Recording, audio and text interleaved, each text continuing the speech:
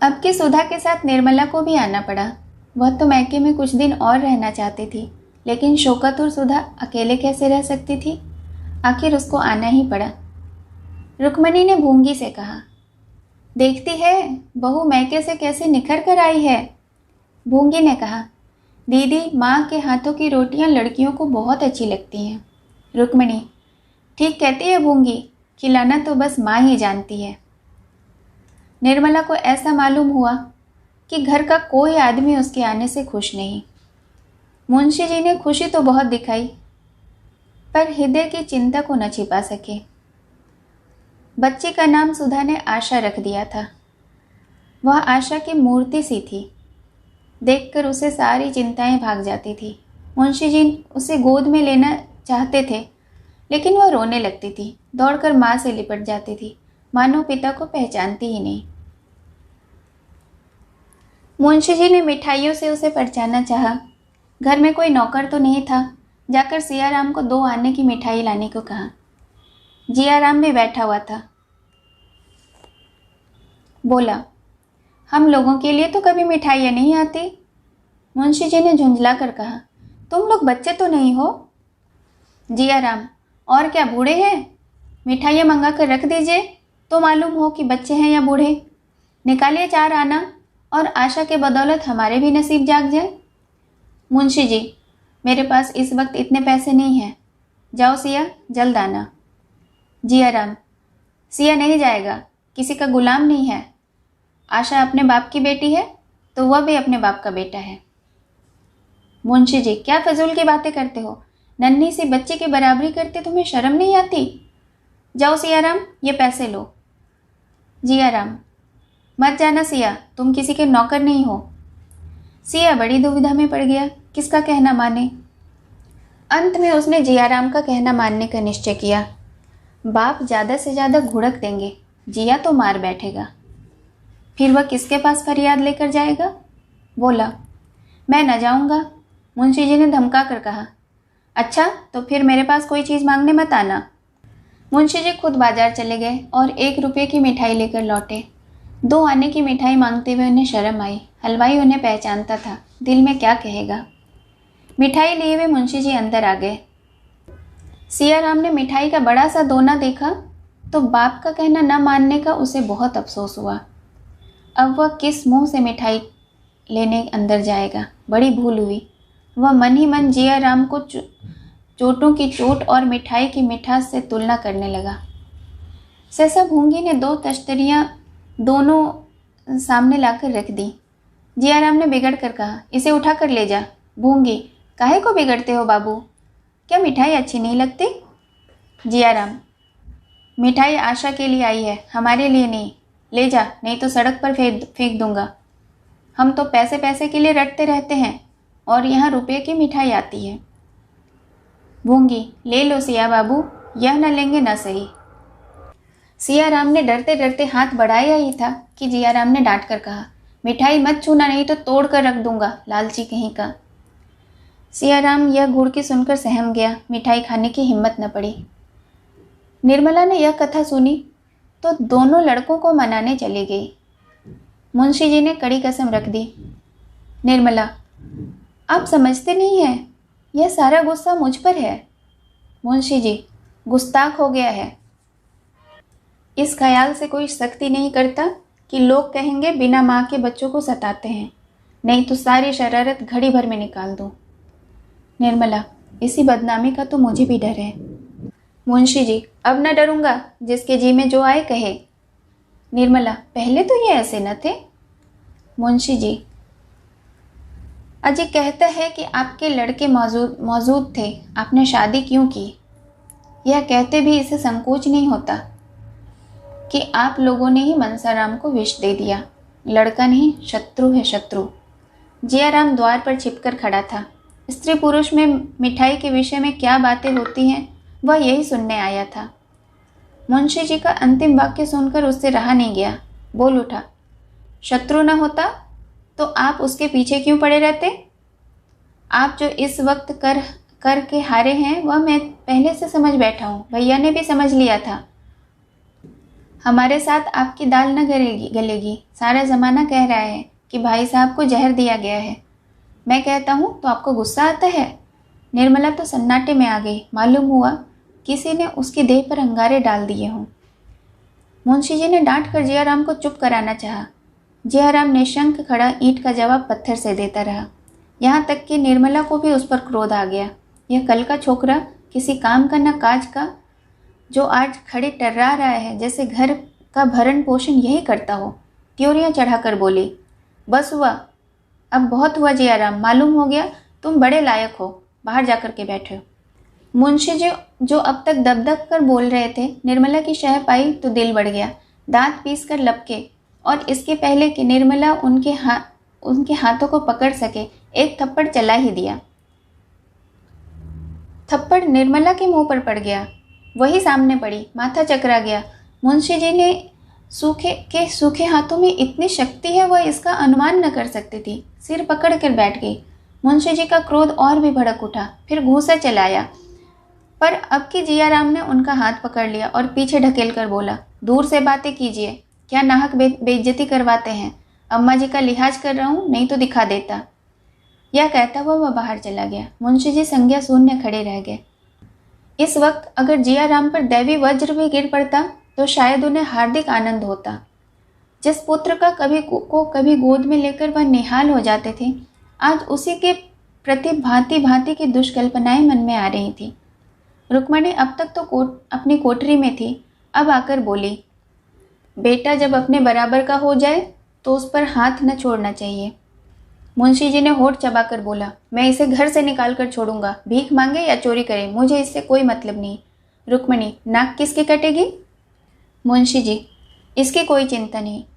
निर्मला, मैं जानती कि मेरे आने से यह तूफान खड़ा हो जाएगा तो भूल कर भी ना आती।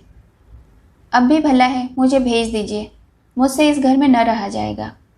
रुक्मणी, तुम्हारा बहुत लिहाज करता है बहू, नहीं तो आज अनर्थ हो जाता।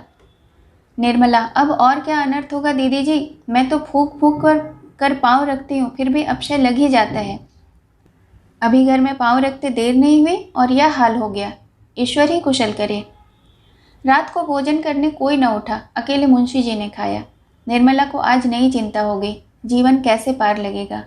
अपना ही पेट होता तो विशेष चिंता न थी, अब तो यह एक नई विपत्ति गले आ पड़ी। वह सोच रही थी, मेरी बच्ची के भाग्य में क्या लिखा है। चिंता में नींद कब आती है।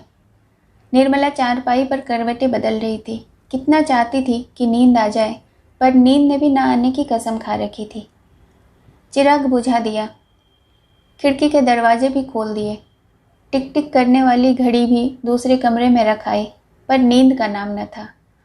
जितनी बातें सोचनी थी सब सोच चुकी। चिंताओं का भी अंत हो गया, पर पलकें न झपकी। तब उसने फिर लैंप जलाया और एक पुस्तक पढ़ने लगी। 2-4 ही पृष्ठ पढ़े होंगे कि झपकी आ गई, किताब खुली रह गई।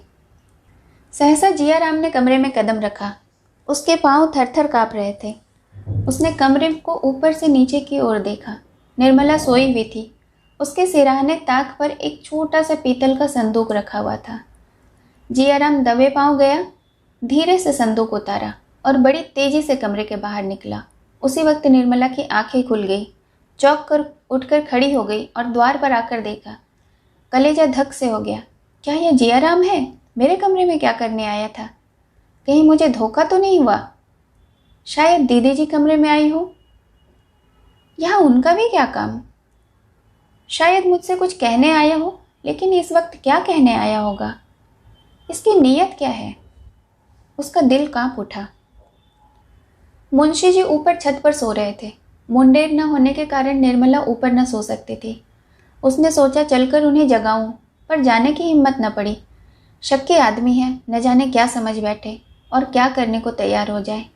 आकर फिर पुस्तक पढ़ने लगी। सवेरे पूछने पर आप ही मालूम हो जाएगा, जाने मुझे कोई धोखा ही हुआ हो। नींद में कभी कभी हो जाता है। लेकिन सवेरे पूछने का निश्चय कर भी उसे नींद न आई। सवेरे जब जलपान लेकर स्वयं वह जियाराम के पास गई तो उसे देखकर वह चौंक पड़ा। रोज तो भूंगी आती थी, आज यह क्यों आ रही है? निर्मला की ओर ताकने की उसकी हिम्मत न पड़ी। निर्मला ने उसकी ओर विश्वासपूर्ण नेत्रों से देखकर पूछा, रात को तुम मेरे कमरे में गए थे? जियाराम ने विस्मय से देखकर कहा, मैं? भला मैं रात को क्या करने जाता? क्या कोई गया था? निर्मला ने इस भाव से कहा मानो उसे उसकी बात पर पूरा विश्वास हो गया हो। हाँ, मुझे ऐसा मालूम हुआ कि मेरे कमरे से कोई निकला। मैंने उसका मुंह तो न देखा, पर उसकी पीठ देखकर अनुमान किया कि शायद तुम ही आए होगे किसी काम से। इसका पता चले कैसे चले? कोई तो था जरूर, इसमें कोई संदेह नहीं। जियाराम अपने आप को निरपराध सिद्ध करने की चेष्टा करने लगा। मैं तो रात थिएटर देखने चला गया था, वहां से लौटा तो एक मित्र के घर लेट तक रहा। थोड़ी लेट से लौटा हूँ। मेरे साथ और भी कई मित्र थे, जिससे चाहे पूछ लें। हाँ, भाई को मैं बहुत डरता हूँ, ऐसा न हो कि कोई ऐसी चीज़ गायब हो गई हो तो मेरा नाम चोरी में लग जाए। चोर को तो कोई पकड़ नहीं सकता, मेरे मत्थे मर दिए जाएंगे। बाबूजी को तो आप जानते ही हो, मुझे मारने दौड़ेंगे। निर्मला, तुम्हारा नाम क्यों लगेगा? अगर तुम ही होते तो भी तुम्हें कोई चोरी नहीं लगा सकता। चोरी दूसरे की चीज़ की जाती है, अपनी चीज़ को चोरी नहीं कहा जाता। अभी तक निर्मला की निगाह अपने संदूक पर न पड़ी थी। भोजन बनाने लगी। जब वकील साहब कचहरी चले गए तो वह सुधा से मिलने चली गई। इधर कई दिनों से उसकी मुलाकात नहीं हुई थी। फिर रात वाली घटना पर विचार परिवर्तन भी करना था। भूंगी से कहा, कमरे से मेरे गहनों का बक्सा उठा ला। भूंगी ने लौट कर कहा, वहां तो कोई संदूक नहीं रखा। कहाँ रखा था? निर्मला ने चिढ़कर कहा, एक बार में तो तुझसे कोई काम होता ही नहीं, वहां छोड़कर और कहाँ जाएगा? अलमारी में देखा? भूंगी, नहीं बहूजी, अलमारी में तो नहीं देखा, झूठ क्यों बोलूं? निर्मला मुस्कुरा पड़ी, बोली, जा जल्दी देखा। एक क्षण में भूंगी फिर खाली हाथ लौट आई। अलमारी में भी तो नहीं है। अब जहां बताओ वहां देखा हूं। निर्मला झुंझला कर यह कहती हुई उठ खड़ी हुई, तुम्हें ईश्वर ने आंखें ही न दी हैं। देख, उसी कमरे से मैं लाती हूँ। भूंगी भी पीछे पीछे कमरे में आई। निर्मला की ताक पर निगाह डाली, अलमारी खोलकर देखी, चारपाई के नीचे झांक कर देखा, फिर कपड़ों का बड़ा संदूक खोलकर देखा। बक्से का कहीं पता नहीं था। आश्चर्य हुआ, आखिर बक्सा गया कहाँ? सहसा रात वाली घटना बिजली की भांति उसकी आंखों के सामने चमक पड़ी। कलेजा उछल पड़ा। अब तक निश्चिंत होकर खोज रही थी, पर अब ताप चढ़ सा गया। उसकी उतावली नजरें संदूक को चारों ओर खोजने लगी। कहीं पता नहीं था। जहाँ खोजना चाहिए था वहाँ भी खोजा, जहाँ नहीं खोजना चाहिए था वहाँ भी खोजा। इतना बड़ा संदूक बिछावन के नीचे कैसे छिप जाता? पर बिछावन भी झाड़ कर देखा। क्षण क्षण मुख की कांति मलिन होती जाती थी। अंत में निराश होकर उसने अपनी छाती पर एक घूंसा मारा और रोने लगी। गहने ही स्त्री की असली संपत्ति होती है। पति की और किसी संपत्ति पर उसका अधिकार नहीं होता। इन्हीं का उसे बल और गौरव होता है। निर्मला के पास 5 से 6 हजार के गहने थे। जब वह उन्हें निकाल पहनकर निकलती थी तो उतनी देर के लिए उल्लास से उसका हृदय खिल उठता था। एक एक गहना मानो विपत्ति और बाधा से बचाने के लिए एक एक रक्षा शस्त्र था। अभी रात ही उसने सोचा था, जियाराम की लौंडी बनकर वह न रहेगी। ईश्वर न करे वह किसी के सामने हाथ फैलाए। इसी खेवे से वह अपनी नार को पार लगाएगी और अपनी बच्ची को भी किसी न किसी घाट पहुंचाएगी। उसे किस बात की चिंता है? उन्हें तो उससे कोई नहीं छीन सकता। आज ये मेरे श्रृंगार हैं, कल को ये मेरे आधार हो जाएंगे। इस विचार से उसके हृदय को कितनी सांत्वना मिलती थी। वह संपत्ति आज उसके हाथ से निकल गई। अब वह निराधार थी। संसार का कोई भी अवलंब उसे सहारा न दे सकता था। उसकी आशाओं का आधार जड़ से कट गया। वह फूट फूट कर रोने लगी। ईश्वर, तुमसे इतना भी न देखा गया? मुझ दुखिया को तुमने यूं ही अपंग बना दिया। अब वह किसके सामने हाथ फैलाएगी? किसके द्वार पर भीख मांगेगी? पसीने से उसकी देह भीग गई। रोते रोते आंखें सूज गई। निर्मला सिर नीचे किए रोती जा रही थी। रुक्मणी उसे धीरज दिला रही थी, लेकिन उसके आंसू न रुकते थे। शोक की ज्वाला कम न होती थी। 3 बजे जियाराम स्कूल से लौटा। निर्मला उसके आने की खबर पाकर विक्षिप्त की भांति उठी और उसके कमरे के द्वार पर आकर बोली, भैया, दिल लगी की हो तो दे दो, दुखिया को सताकर क्या पाओगे? जियाराम एक क्षण के लिए कातर हो उठा। चोर कला में यह उसका पहला ही प्रयास था। यह कठोरता जिससे हिंसा में मनोरंजन होता है अभी उसे प्राप्त न हुई थी। यदि उसके पास संदूक होता और फिर इतना मौका मिलता कि उसे ताक पर रख आवे तो कदाचित वह इस मौके को न छोड़ता था, लेकिन संदूक उसके हाथ से निकल चुका था। यारों ने उसे सराफे में पहुंचा दिया था और औने पौने में बेच भी डाला था। चोरों की झूठ के सिवा और कौन रक्षा कर सकता है? बोला, भला अम्मा जी, मैं आपसे ऐसी दिल लगी क्यों करूँगा? आप अभी तक मुझ पर शक कर रही हैं। मैं कह चुका ना कि मैं रात को घर पर न था, लेकिन यदि आपको यकीन न आता तो बड़े दुख की बात है, आप मुझे इतना नीच समझती हैं। निर्मला ने आंसू पोंछते हुए कहा, मैं तुम पर शक नहीं करती भैया, तुमने चोरी नहीं की। मैंने समझा शायद दिल लगी की हो। जिया राम पर वह चोरी का संदेह कैसे कर सकती थी? दुनिया तो यही कहेगी कि लड़के की माँ मर गई तो उस पर चोरी का इल्ज़ाम लगाया जा रहा है। मेरे मुख में तो काली ही लगेगी। जिया राम ने आश्वासन देते हुए कहा, चलिए मैं देखूं आखिर कौन ले गया, चोर आया किस रास्ते से। भूंगी, भैया तुम चोरों के आने का कहते हो? चूहे के बिल से तो निकल ही आते हैं, यहाँ तो चारों ओर खिड़कियाँ ही खिड़कियाँ हैं।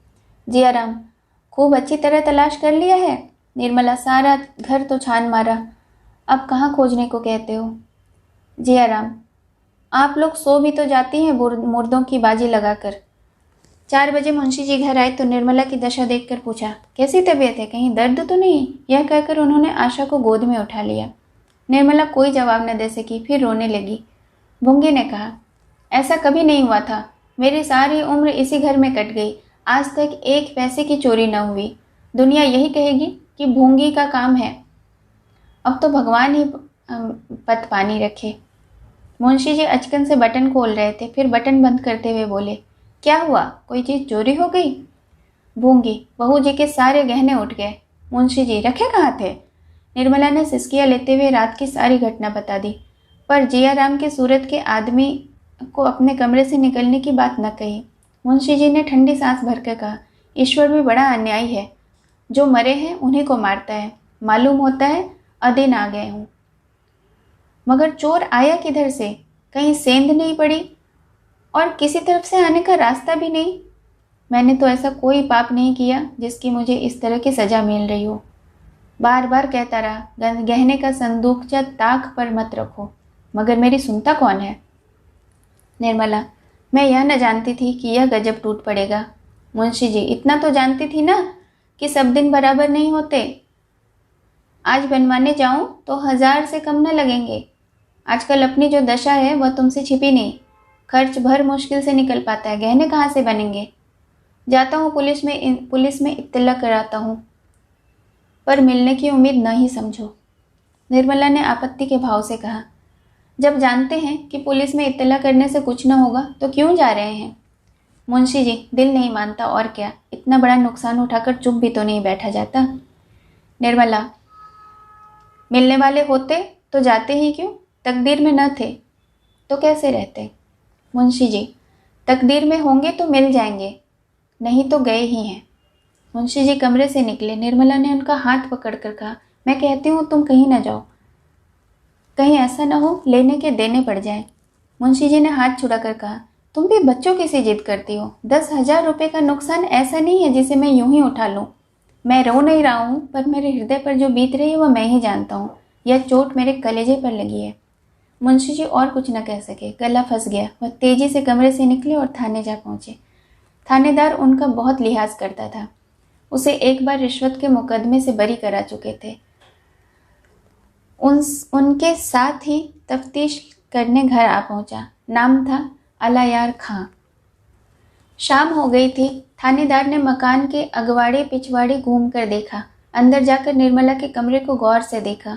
ऊपर के मुंडेरे की जांच की। मोहल्ले के 2-4 आदमियों से चुपके चुपके कुछ बातें की।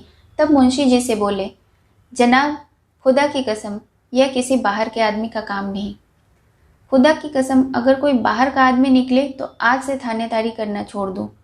आपके घर में कोई ऐसा मुलजिम तो नहीं जिस पर आपको शक हो? मुंशी जी, आजकल तो घर में सिर्फ एक ही मेहरी है। थानेदार, अजी वह पगली है, वह किसी बड़े शातिर का काम है, खुदा की कसम। मुंशी जी, तो घर में और कौन है? मेरे दोनों लड़के हैं, स्त्री है और बहन है, इनमें से किस पर शक करूं? थानेदार, खुदा की कसम, घर ही के किसी आदमी का काम है, चाहे वह कोई भी हो। इंशाअल्लाह 2-4 दिनों में आपको इसकी खबर दूंगा। यह नहीं कर सकता तो माल ही सब मिल जाएगा, पर खुदा की कसम चोर जरूर पकड़ कर दिखाऊंगा। थानेदार चला गया तो मुंशी जी ने आकर निर्मला से उसकी बातें कही। निर्मला सहम उठी। आप थानेदार से कह दीजिए तफ्तीश न करें, मैं आपके पैर पड़ती हूँ। मुंशी जी, आखिर क्यों? निर्मला, अब क्या बताऊं? वह कह रहा है घर के किसी आदमी का काम है। मुंशी जी, उसे बकने दो। जियाराम अपने कमरे में बैठा हुआ भगवान को याद कर रहा था। उसके मुख पर हवाइयाँ उड़ रही थीं। सुन चुका था कि पुलिस वाले चेहरे से भाप जाते हैं। घर से बाहर निकलने की हिम्मत न पड़ती थी। दोनों आदमियों में क्या बातें हो रही है, यह जानने के लिए वह छटपटा रहा था। ज्यों ही थानेदार चला गया और भोंगी किसी काम के लिए बाहर निकली, जियाराम ने पूछा, थानेदार क्या कह रहा था भोंगी? भोंगी ने पास आकर कहा, कहता था घर के किसी आदमी का काम है, बाहर का कोई नहीं। जियाराम, बाबूजी ने कुछ नहीं कहा? भोंगी, कुछ तो नहीं कहा, खड़े हूँ करते रहे। घर में एक भोंगी गैर है ना, और सब तो अपने ही हैं। जियाराम, मैं भी तो गैर हूँ। भोंगी, तुम काहे को गैर हुए भैया? जियाराम, बाबूजी ने थानेदार से नहीं कहा कि घर में किसी पर उनका शुभा नहीं है? भूंगी, कुछ तो कहते नहीं सुना। बेचारे थानेदार ने भले ही कहा, भूंगी तो पगली है, वह क्या चोरी करेगी, बाबूजी तो मुझे फंसाई ही देते थे। जियाराम, तब तो तू भी निकल गई, अकेला मैं ही रह गया। तू ही बता, तूने मुझे उस दिन घर में देखा था? भूंगी, नहीं भैया, तुम तो थिएटर देखने गए थे। जियाराम, गवाही देगी ना? भूंगी, यह क्या कहते हो भैया, बहू जी तफ्तीश बंद कर देंगी। जियाराम, सच? भूंगी, हाँ भैया, बार बार कहती थी तफ्तीश न कराओ, गहने गए जाने दो, पर बाबूजी मानते ही नहीं। 5-6 दिन तक जियाराम ने पेट भर भोजन नहीं किया। कभी 2-4 कौर खा लेता, कभी कह देता भूख नहीं। उसके चेहरे का रंग उड़ा जाता था। रातें जागते हुए कटती थी। प्रति क्षण थानेदार की शंका बनी रहती थी। यदि वह जानता कि मामला इतना तूल खींचेगा तो वह ऐसा काम कभी न करता। उसने तो सोचा था किसी चोर पर शुबा होगा, मेरी तरफ किसी का ध्यान न जाएगा, पर अब भंडा फूटता हुआ मालूम होता था। अभागा थानेदार जिस ढंग से छानबीन कर रहा था, उससे जियाराम को बड़ी शंका हो रही थी। 7वें दिन जब संध्या समय वह घर लौटा तो बहुत चिंतित था। आज तक उसे अपने बचने की कुछ न कुछ आशा थी। माल अभी तक कहीं बरामद न हुआ था, पर आज उसे माल के बरामद होने की खबर मिल गई। इसी दम थानेदार कांस्टेबल लिए आता होगा, बचने का कोई उपाय न था। थानेदार को रिश्वत देने से संभव है मुकदमे को दबा दे, रुपए हाथ में थे, पर क्या बात छिपी रहती? अभी माल बरामद नहीं हुआ, फिर भी सारे शहर में अफवाह थी कि बेटे ने ही माल उड़ाया है। माल मिल जाने पर तो गली गली बात फैल जाएगी, फिर वह किसी को मुंह न दिखा सकेगा। मुंशी जी कचहरी से लौटे तो बहुत घबराए हुए थे। सिर थामकर चारपाई पर बैठ गए। निर्मला ने कहा, कपड़े क्यों नहीं उतारते? आज तो और दिनों से ज़्यादा देर हो गई। मुंशी जी, क्या कपड़े उतारे? तुमने सुना? निर्मला, क्या बात है, मैंने तो कुछ नहीं सुना। मुंशी जी, माल बरामद हो गया, अब जिया का बचना मुश्किल है। निर्मला को आश्चर्य हुआ। उसके चेहरे का रंग ऐसा जान पड़ा जैसे उसे यह बात मालूम थी। बोली, मैं तो पहले ही कह रही थी, थाने में इत्तला मत कीजिए। मुंशी जी, तुम्हें जिया पर शक था ना? निर्मला, शक क्यों नहीं था, मैंने उन्हें अपने कमरे से निकलते देखा था। मुंशी जी, फिर तुमने यह बात क्यों नहीं कही? निर्मला, यह बात मेरे कहने की न थी। आपके दिल में यह ज़रूर ख्याल आता कि यह ईर्ष्यावश आक्षेप लगा रही है। कहिए, यह ख्याल होता कि ना होता? झूठ न बोलिएगा। मुंशी जी, संभव है, मैं इनकार नहीं कर सकता, फिर भी उस दशा में तुम्हें मुझे कह देना चाहिए था, रिपोर्ट की नौबत न आती। तुमने अपनी नेकनामी की तो फिक्र की, पर यह न सोचा कि परिणाम क्या होगा। मैं अभी थाने से चला आता हूँ, अलायार खान आता ही होगा। निर्मला ने हताश होकर पूछा, फिर अब? मुंशी जी ने आकाश की ओर ताकते हुए कहा, जैसी भगवान की इच्छा। 1000-2000 रुपये रिश्वत देने के लिए होते तो शायद मामला दब जाता, पर मेरी हालत तो तुम जानती हो। तकदीर खोटी है और कुछ भी नहीं। पाप तो मैंने किया है, दंड कौन भोगेगा। एक लड़का था, उसकी वह दशा हुई, दूसरे की यह दशा हो रही है। नालायक था, गुस्ताख था, कामचोर था, पर था तो अपना ही लड़का ना। कभी न कभी चेत ही जाता।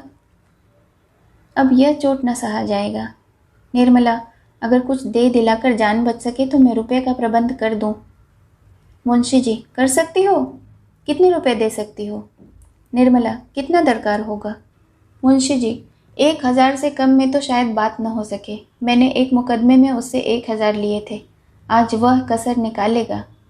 निर्मला, हो जाइएगा, अभी थाने जाइए। मुंशी जी को थाने में बड़ी देर लगी। एकांत में बातचीत करने का बहुत देर से मौका मिला। अलायार खान पुराना घाघ था, बड़ी मुश्किल से अंटी पर चढ़ा।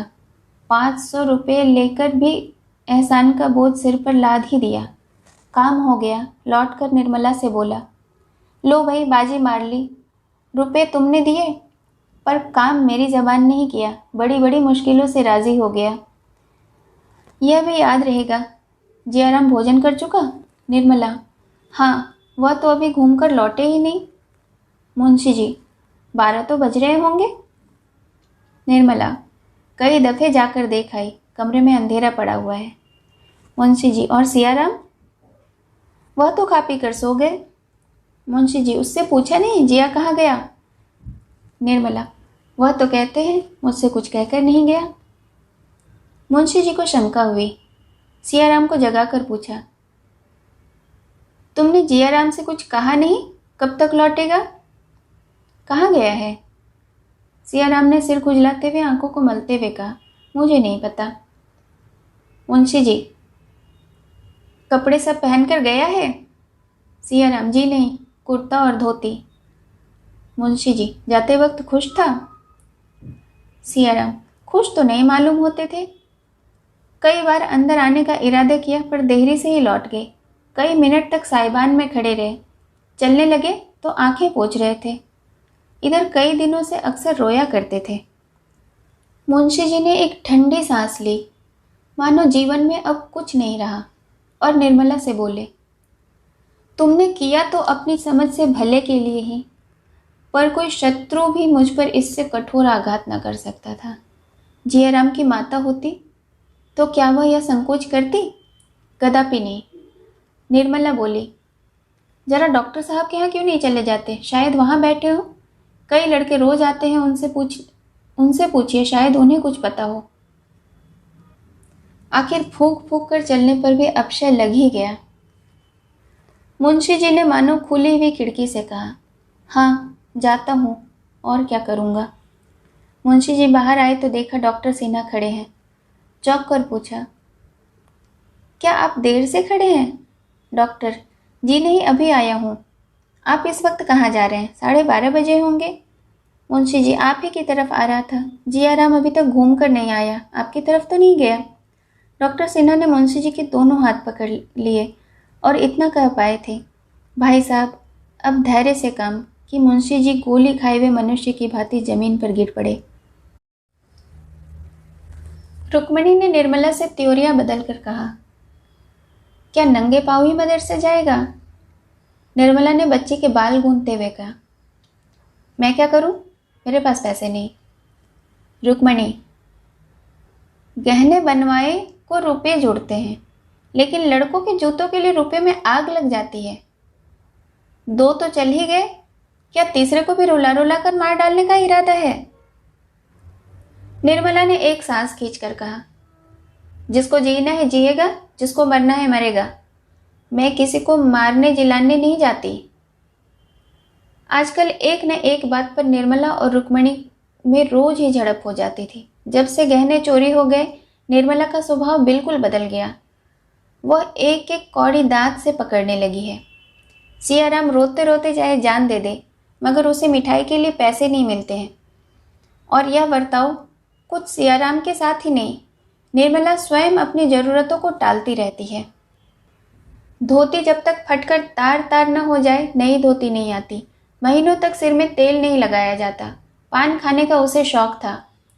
कई कई दिन तक पानदान खाली पड़ा रहता, यहाँ तक कि बच्चे के लिए दूध भी नहीं आता। नन्हे से शिशु का भविष्य विराट रूप धारण करके उसके विचार क्षेत्र पर मंडराता रहता था। मुंशी जी ने अपने आप को संपूर्णतया निर्मला के हाथों सौंप दिया था। उसके किसी काम में दखल न देते थे। न जाने क्यों उससे दबे दबे रहते थे। अब वह बिना नागा कचहरी भी जाते थे। इतनी मेहनत तो उन्होंने जवानी भी न की थी, मैं भी न की थी। आंखें खराब हो गई हैं। डॉक्टर सिन्हा ने रात को पढ़ने लिखने के लिए मना किया है। पाचन शक्ति पहले से ही दुर्बल है, अब और भी खराब हो गई है। दमे की शिकायत भी पैदा हो चली है। पर बेचारे सवेरे से आधी आधी रात तक काम करते। काम करने को जी चाहे या न चाहे, तबीयत अच्छी हो या न हो, काम करना ही पड़ता था। निर्मला को उन पर जरा भी दया नहीं आती। वही भविष्य की भीषण चिंता उसके आंतरिक सद्भावों का सर्वनाश कर रही है।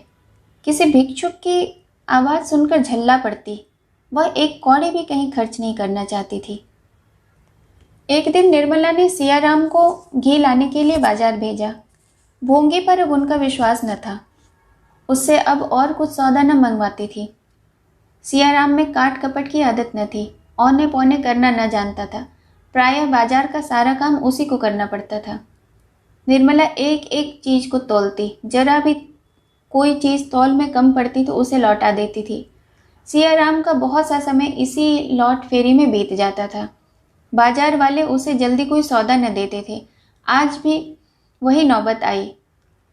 सियाराम अपने विचार से बहुत ही अच्छा घी कई दुकानदार से देख कर लाया, लेकिन निर्मला ने उसे सूंघते ही कहा, घी खराब है, लौटा लाओ। सियाराम ने झुंझला कर कहा, इससे अच्छा घी बाजार में नहीं है, मैं सारी दुकानें देख आया हूँ। निर्मला, तो मैं झूठ कहती हूँ? सियाराम, मैं यह नहीं करता, लेकिन बनिया अब घी वापस न लेगा। उसने मुझसे कहा था, जिस तरह देखना चाहो यहीं देख लो, माल तुम्हारे सामने है। बोहनी बट्टे के वक्त सौदा वापस न लूँगा। मैंने सूंघ कर चख कर लिया है, अब किसी के मुंह लौटाने न जाऊँगा। निर्मला ने दांत पीस कर कहा, घी में साफ चर्बी मिली हुई है और तुम कहते हो घी अच्छा है? मैं इसे रसोई में न ले जाऊंगी। तुम्हारा जी चाहे लौटा दो, चाहे खा लो। घी की हांडी वहीं छोड़कर निर्मला घर में चली गई। सियाराम क्रोध और क्षोभ में कातर हो उठा। वह कौन मुंह लेकर जाए लौटाने? बनिया साफ कह देगा मैं नहीं लेता, तब वह क्या करेगा? आसपास के 10-5 बनिया और सड़क पर चलने वाले आदमी खड़े हो जाएंगे। उन सबके सामने उसे लज्जित होना पड़ेगा। बाजार में यूं ही कोई बनिया उसे जल्दी सौदा नहीं देता। वह किसी दुकान पर जाके खड़ा नहीं होने पाता। चारों ओर से उसे लताड़ ही पड़ती है। उसने मन ही मन झुंझला कर कहा, पड़ा रहेगी, मैं न जाऊंगा लौटाने। मातृहीन बालक के समान दुखी दीन प्राणी संसार में और कोई नहीं होता। बालक को माता की याद आई। अम्मा होती तो क्या मुझे यह सब सहना पड़ता? भैया चले गए, मैं ही अकेला इस विपत्ति को सहने के लिए क्यों बचा रहा? सियाराम की आंख में आंसू की झड़ी लग गई। उसके शोक कातर कंठ से एक गहरे निश्वास के साथ मिले हुए ये शब्द निकल आए, अम्मा, तुम मुझे भूल क्यों गई? मुझे क्यों नहीं बुला लेती? सहसा फिर निर्मला कमरे की तरफ आई। उसने समझा था कि सियाराम चला गया होगा। उसे बैठे देखा तो गुस्से से बोली, तुम अभी तक यहीं बैठे हो? आखिर खाना कब बनेगा?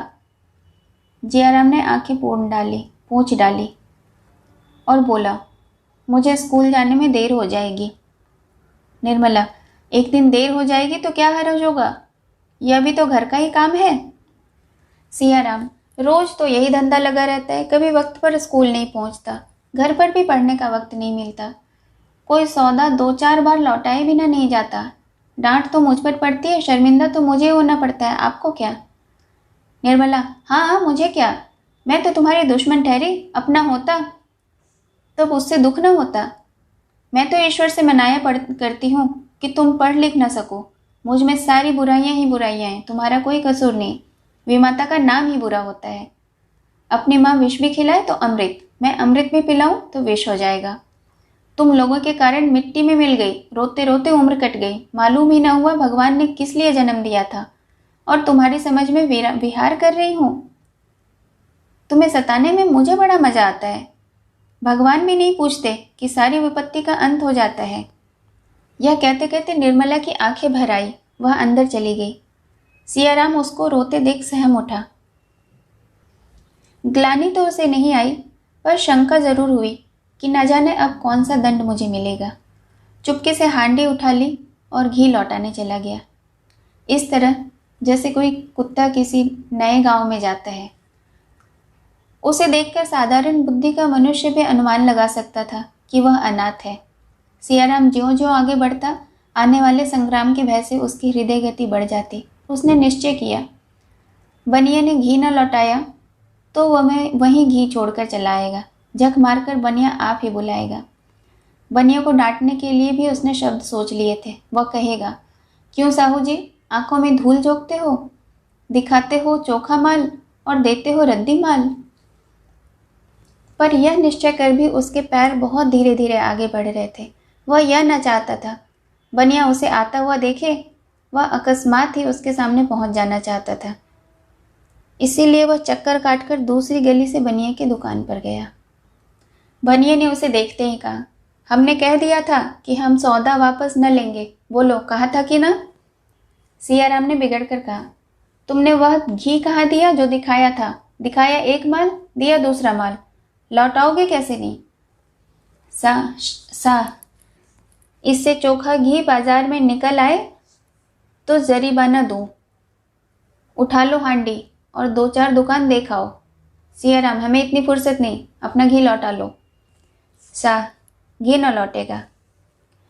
बनिया की दुकान पर एक जटाधारी साधु बैठा हुआ तमाशा देख रहा था। उठकर सियाराम के पास आया और हांडी का घी सूंघकर बोला, बच्चा, घी तो अच्छा मालूम होता है। शाह ने सने साधु का शह पाकर कहा, बाबा जी, हम लोग तो आप ही को इतना घटिया माल नहीं देते। खराब माल क्या जाने सुने ग्राहकों को दिया जाता है। साधु, घी ले जाओ बच्चा, बहुत अच्छा है। सियाराम रो पड़ा। घी को बुरा सिद्ध करने के लिए उसके पास अब क्या प्रमाण था। बोला, वही तो कहती है घी अच्छा नहीं, लौटा आओ। मैं तो कहता था कि घी अच्छा है। साधु, कौन कहता था? शाह, इसकी अम्मा कहती होगी, कोई सौदा उसके मन नहीं भाता। बेचारे लड़के को बार बार दौड़ाया करती है। सौतेली माँ है ना, अपनी माँ होती तो कुछ ख्याल भी करती। साधु ने सियाराम को सदे नेत्रों से देखा, मानो उसे त्राण देने के लिए उसका हृदय विकल हो रहा हो। तब करुण स्वर से बोले, तुम्हारी माता का स्वर्गवास हुए कितने दिन हुए बच्चा? सियाराम, 6ठा साल है। साधु, तो तुम उस वक्त बहुत छोटे रहे होगे। भगवान, तुम्हारी लीला कितनी विचित्र है। इस दूधमुहे बालक को तुमने मातृ प्रेम से वंचित कर दिया। बड़ा अनर्थ करते हो भगवान। 6 साल का बालक और राक्षसी विमाता के पालने पड़े। धन्य हो दयानिधि। साजी, बालक पर दया करो, घी लौटा दो, नहीं तो इसकी माता इसे घर में न रहने देगी। भगवान की इच्छा से तुम्हारा घी जल्दी ही बिक जाएगा। मेरा आशीर्वाद तुम्हारे साथ रहेगा।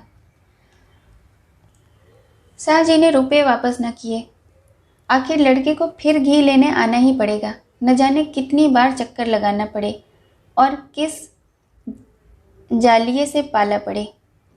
उसकी दुकान पर जो सबसे अच्छा घी था वह सियाराम दिल से सोच रहा था। बाबूजी कितने दयालु हैं। उन्होंने सिफारिश न की होती तो शाहजी भला क्यों अच्छा घी देते।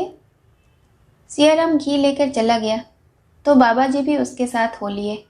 रास्ते में मीठी मीठी बातें करने लगे। बच्चा, मेरी माता भी मुझे 3 साल का छोड़कर परलोक सिधारी थी। तब से मातृविहीन बालकों को देखता हूँ तो मेरा हृदय फटने लगता है। सियाराम ने पूछा, आपके पिताजी ने भी दूसरा विवाह कर लिया था? साधु, हाँ बच्चा, नहीं तो आज साधु क्यों होता। पहले तो पिताजी विवाह न करते थे। वह मुझसे बहुत प्यार करते थे, फिर जाने क्यों मन बदल गया, विवाह कर लिया। साधु हूँ, कटु वचन मुंह से नहीं निकालना चाहिए, पर मेरी विमाता जितनी ही सुंदर थी उतनी ही कठोर थी। दिन भर मुझे खाने पीने को न देती थी, रोज मारा करती थी। पिताजी ने भी आंखें फेर ली। उन्हें मेरी सूरत से घृणा होने लगी। मेरा रोना पीटना सुनकर उन्हें अच्छा न लगता था। अंत में एक दिन मैं घर से निकल खड़ा हुआ। सियाराम के मन में भी घर से निकल भागने का विचार कई बार हुआ था। इस समय भी उसके मन में यही विचार उठ रहा था। बड़ी उत्सुकता से उसने बोला, घर से निकलकर आप कहाँ गए? बाबा जी ने हंसकर कहा, उसी दिन से मेरे सारे कष्टों का अंत हो गया।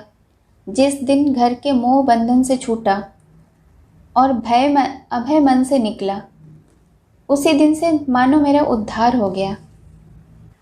दिन भर मैं एक पुल के नीचे बैठा रहा। संध्या समय मुझे एक महात्मा मिल गए। उनका नाम था स्वामी परमानंद।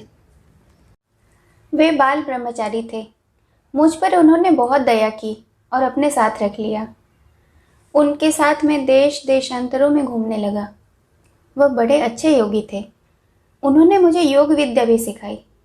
अब तो मुझे इतना अभ्यास हो गया है योग विद्या का कि जब इच्छा होती है माता जी के दर्शन कर लेता हूँ और उनसे बात कर लेता हूँ। सियाराम ने विस्फारित नेत्रों से देखकर पूछा, आपकी माता जी का तो देहांत हो चुका था? साधु, तो क्या हुआ बच्चा? योग विद्या में वह शक्ति है कि जिस मृत आत्मा को चाहो बुला लो। सियाराम, मैं योग विद्या सीख लूं तो मुझे भी माता जी के दर्शन होंगे? साधु, अवश्य। अभ्यास से सब कुछ हो सकता है। हाँ, योग्य गुरु चाहिए। योग से बड़ी बड़ी सिद्धियां प्राप्त हो सकती है। जितना धन चाहो पल मात्र में मंगा सकते हो। कैसी ही बीमारी हो उसकी औषधि ला सकते हो। सियाराम, आपका स्थान कहाँ है? साधु, बच्चा, मेरा कोई स्थान नहीं। देश देशांतरों में रमता फिरता हूँ। अच्छा बच्चा, अब तुम जाओ, मैं जरा स्नान दान करके जाऊँगा। सियाराम, चलिए मैं भी उसी तरफ चलता हूँ। आपके दर्शन से अभी जी नहीं भरा। साधु, नहीं बच्चा, तुम्हें पाठशाला जाने में देरी हो रही होगी। सियाराम, फिर आपके दर्शन कब होंगे? साधु, कभी भी आ जाऊंगा बच्चा। तुम्हारा घर कहाँ है? सियाराम प्रसन्न होकर बोला, चलिएगा मेरे घर, बहुत नज़दीक है, आपकी बड़ी कृपा होगी। सियाराम कदम बढ़ाकर आगे आगे चलने लगा। इतना प्रसन्न था मानो सोने की गठरी लिया जाता हो। घर के सामने पहुंचकर बोला, आइए बैठिए कुछ देर। साधु, नहीं बच्चा, बैठूंगा नहीं। फिर कल परसों इसी समय आऊँगा। यही तुम्हारा घर है? सियाराम, कल किस वक्त आइएगा? साधु, निश्चय नहीं कह सकता, किसी समय आ जाऊँगा। साधु आगे बढ़े तो थोड़ी ही दूर पर उन्हें एक दूसरा साधु मिला। उसका नाम था हरिहरानंद। परमानंद ने पूछा, कहाँ कहाँ की सैर की? कोई शिकार फंसा? हरिहरानंद, इधर चारों तरफ घूम आया, कोई शिकार न मिला। एक आध मिला था तो मेरी हंसी ही उड़ाने लगा। परमानंद, मुझे तो एक मिलता हुआ जान पड़ता है, फंस जाए तो जानू। हरिहरानंद, तुम यूं ही कहा करते हो, जो आता है 2-1 दिन में भाग निकलता है। परमानंद, अब की ना भागेगा, देख लेना। इसकी माँ मर गई है, बाप ने दूसरा विवाह कर लिया है, माँ भी सताया करती है, घर से ऊबा हुआ है। हरिहरानंद, खूब अच्छी तरह, यही तरकीब सबसे अच्छी है। पहले इसका पता लगा लेना चाहिए कि मोहल्ले में किन किन घरों में विमाताएं हैं, उन्हीं घरों में फंदा डालना चाहिए। निर्मला ने बिगड़ कर कहा, इतनी देर कहाँ लगाई? सियाराम ने ढिठाई से कहा, रास्ते में एक जगह सो गया था। निर्मला, यह तो मैं नहीं कहती, पर जानते हो क्या बजे हैं? 10 कभी के बज गए। बाजार कुछ ज़्यादा दूर नहीं है। सियाराम, हाँ कुछ दूर नहीं, दरवाजे पर ही तो है। निर्मला, सीधे से क्यों नहीं बोलते? ऐसे बिगड़े हो जैसे मेरा ही कोई काम करने गए हो। सियाराम, तो आप क्यों व्यर्थ का बकवास कर रही हैं? लिया सौदा लौटाना कोई आसान काम नहीं, बनिए से घंटों हुज्जत करनी पड़ती है। यह तो कहो कि एक बाबा जी ने कह सुनकर फेरवा दिया, नहीं तो किसी तरह न फेरता था। रास्ते में कहीं 1 मिनट भी न रुका, सीधा चला आता हूँ। निर्मला, घी लिए गए गए तुम 11 बजे लौटे हो। लकड़ी के लिए जाओगे तो सांझ ही कर दोगे। तुम्हारे बाबूजी बिना कुछ खाए पिए चले गए। तुम्हें इतनी देर न लगानी थी। अगर इतनी ही देर लगानी थी तो पहले क्यों ना कह दिया, जाते ही लकड़ी के लिए। सियाराम अब अपने आप को संभाल न सका, झल्ला कर बोला, लकड़ी किसी और से मंगाइए, मुझे स्कूल जाने के लिए देर हो रही है। निर्मला, खाना खाओगे? सियाराम, न खाऊंगा। निर्मला, मैं खाना बनाने को तैयार हूँ। हाँ, लकड़ी लाने मैं नहीं जा सकती। सियाराम, भूंगी को क्यों नहीं भेजती? निर्मला, भूंगी का लाया सौदा तुमने कभी देखा है? सियाराम, तो इस वक्त मैं न जाऊंगा। निर्मला, फिर मुझे दोष न देना।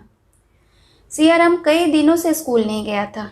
बाजार हाट के मारे उसे किताबें देखने का समय ही न मिलता था।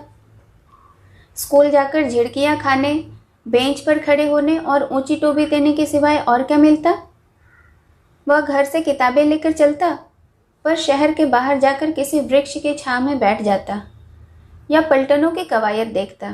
3 बजे घर लौट आता था।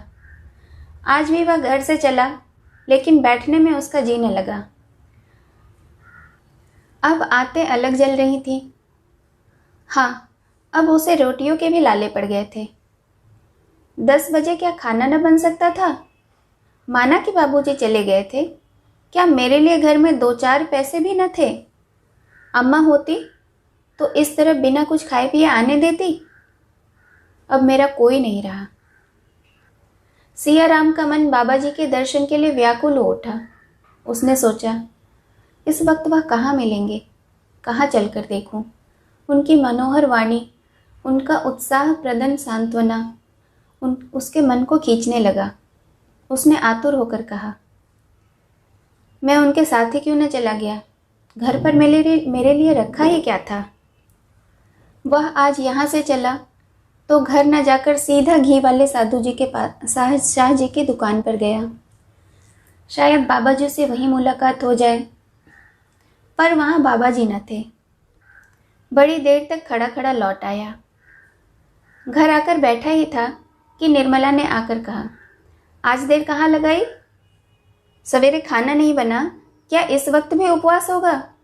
जाकर बाजार से तरकारी ले आओ। सियाराम ने झल्ला कर कहा, दिन भर का भूखा चला आता हूँ, कुछ खाने पीने तक को नहीं लाई, ऊपर से बाजार जाने का हुक्म दे दिया। मैं नहीं जाता बाजार, किसी नौकर को भेज दो। आखिर रोटियां ही तो खिलाती हो या कुछ और? ऐसी रोटियां जहां मेहनत करूंगा वहां मिल जाएगी। जब मजूरी ही करनी है तो आपकी न करूंगा। जाइए, मेरे लिए खाना मत बनाइएगा। निर्मला अवाक रह गई। लड़के को आज क्या हो गया? और दिन तो चुपके से जाकर काम कर लाता था, आज क्यों त्योरियां बदल रहा है? अब भी उसको यह न सूझा कि सियाराम को कुछ 2-4 पैसे खाने को दे दे। उसका स्वभाव इतना कृपण हो गया था। बोली, घर का काम करना कोई मजूरी तो नहीं कहलाता? इसी तरह मैं भी कह दूं कि मैं खाना नहीं पकाती, तुम्हारे बाबूजी कह दे कि कचहरी नहीं जाता, तो बताओ क्या हो? नहीं जाना चाहते तो मत जाओ, भूंगी से मंगा लूंगी। मैं क्या जानती थी कि तुम्हें बाजार जाना इतना बुरा लगता है? नहीं तो मेरी बला से ढेले की चीज़ न मंगाती तुमसे। लो, आज से कान पकड़ती हूँ। सियाराम दिल में कुछ लज्जित तो हुआ, पर बाजार न गया। उसका ध्यान बाबा जी की ओर लगा हुआ था। अपने सारे दुखों का अंत और जीवन की सारी आशाएं उसे अब बाबा जी के आशीर्वाद में मालूम होती थी। उन्हीं की शरण जाकर उसका यह आधारहीन जीवन सार्थक हो जाएगा। सूर्यास्त के समय वह अधीर हो गया। सारा बाजार छान मारा, लेकिन बाबा जी का कहीं पता न चला। दिन भर का भूखा प्यासा वह अबोध बालक दुखते हुए दिल को हाथों से दबाए आशा और भय की मूर्ति बना दुकानों, गलियों, मंदिरों में उस आश्रम को खोजता फिरता था, जिसके बिना अब उसका जीवन दुस्सहाय हो रहा था। एक बार मंदिर के सामने उसे एक साधु खड़ा दिखाई दिया। उसने समझा वही है। हर्षोल्लास से वह फूल उठा, दौड़ा और साधु के पास जाकर खड़ा हो गया, पर यह कोई और ही महात्मा थे। निराश होकर आगे बढ़ गया। धीरे धीरे सड़कों पर सन्नाटा छा गया। घरों के द्वार बंद होने लगे। सड़क की पटरियों पर और गलियों में बोरे बिछा बिछा कर भारत की प्रजा सुख निद्रा में मग्न होने लगी। लेकिन सियाराम घर न लौटा। उस घर से उसका दिल हट गया था, जहाँ किसी को उससे प्रेम न था, जहाँ वह किसी पराश्रित की भांति पड़ा हुआ था, केवल इसलिए कि उसे और कहीं शरण न थी। इस वक्त भी उसे उसके घर न पहुंचने से किसे चिंता होगी। बाबूजी भोजन करके लेट गए होंगे, अम्मा जी भी आराम करने चली गई होंगी। किसी ने मेरे कमरे की ओर झांक कर भी न देखा होगा। हाँ, बुआ जी घबरा रही होंगी। वह अभी तक मेरी राह देखती होंगी। जब तक मैं न जाऊंगा भोजन न करेगी। रुक्मणी की याद आते ही सियाराम घर की ओर चल दिया। वह अगर और कुछ न कर सकती थी तो कम से कम उसे गोद में चिमटा कर रोती थी। उसके बाहर से आने पर हाथ मुंह धोने के लिए पानी तो रख देती थी। संसार में सभी बालक दूध की कुल्लियाँ नहीं करते, सभी सोने का कौर नहीं खाते, कितनों के पेट में भोजन भी नहीं पड़ता। पर घर से विरक्त वही होते हैं जो मातृ स्नेह से वंचित होते हैं। सियाराम घर की ओर चला कि सहसा बाबा परमानंद एक गली से आते हुए दिखाई दिए। सियाराम ने जाकर उनका हाथ पकड़ लिया। परमानंद ने चौंक कर पूछा, बच्चा, तुम यहाँ कहाँ? सियाराम ने बात बनाकर कहा, एक दोस्त से मिलने आया था। आपका स्थान यहाँ से कितनी दूर है? परमानंद, हम लोग तो आज यहाँ से जा रहे हैं बच्चा, हरिद्वार की यात्रा है। सियाराम ने हतोत्साह होकर कहा, क्या आज ही चले जाइएगा? परमानंद, हाँ बच्चा, अब लौट कर आऊँगा तो दर्शन दूंगा।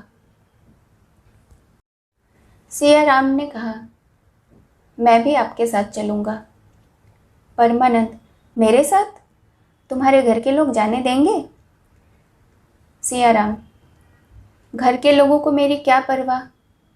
इसके आगे सियाराम कुछ न कह सका। उसके अश्रुपूरित नेत्रों ने उसके करुणा गाथा उससे कहीं अधिक विस्तार से सुना दी जितनी उसकी वाणी सुना सकती थी। परमानंद ने बालक को कंठ से लगा लिया। अच्छा बच्चा, तेरी इच्छा हो तो चल, साधु संतों की संगति का आनंद उठा। भगवान की इच्छा होगी तो तेरी भी इच्छा पूरी होगी। दाने पर मंडराता हुआ पंछी अंत में दाने पर गिर पड़ा। उसके जीवन का अंत पिंजरे में होगा या व्याध की छुरी के तले, यह कौन जानता है। मुंशी जी 5 बजे कचहरी से लौटे और अंदर आकर चारपाई पर गिर पड़े। बुढ़ापे की देह, उस पर आज सारे दिन भोजन न मिला, मुंह सूख गया था। निर्मला समझ गई, आज का दिन खाली गया। निर्मला ने पूछा, आज कुछ न मिला? मुंशी जी, सारा दिन दौड़ते गुजरा पर हाथ कुछ न लगा। निर्मला, फौजदारी वाले मामले का क्या हुआ? मुंशी जी, मेरे मुवक्किल को सजा हो गई। निर्मला, पंडित वाले मुकदमे में? मुंशी जी, पंडित पर डिग्री हो गई। आप तो कहते थे दवा खारिज हो जाएगा। कहता तो था, और जब भी कहता हूँ कि दावा खारिज हो जाना चाहिए, मगर उतना सिर मगज कौन करे। निर्मला, और सिर वाले दावे में? मुंशी जी, उसमें भी हार हो गई। तो आप किस अभागे का मुंह देखकर उठे थे? मुंशी जी से अब काम बिल्कुल न हो सकता था। एक तो उनके पास मुकदमे आते ही न थे, और जो आते भी थे वह बिगड़ जाते थे। मगर अपनी असफलताओं को वह निर्मला से छिपाते रहते थे। जिस दिन कुछ हाथ न लगता उस दिन किसी से 2-4 रुपये उधार लेकर निर्मला को दे देते। प्रायः सभी मित्रों से कुछ न कुछ ले चुके थे। आज वह डॉल भी न लगा। निर्मला ने चिंतापूर्वक भाव से कहा, आमदनी का यह हाल है तो ईश्वर ही मालिक है। उस पर बेटे का यह हाल है कि बाजार जाना मुश्किल। भूंगी ही से सब काम कराने को जी चाहता है। घी लेकर 11 बजे लौटा। कितना कहकर हार गई कि लकड़ी लेते आओ। पर सुना नहीं। मुंशी जी, तो खाना नहीं पकाया? निर्मला, ऐसे ही बातों से तो आप मुकदमे हारते हैं।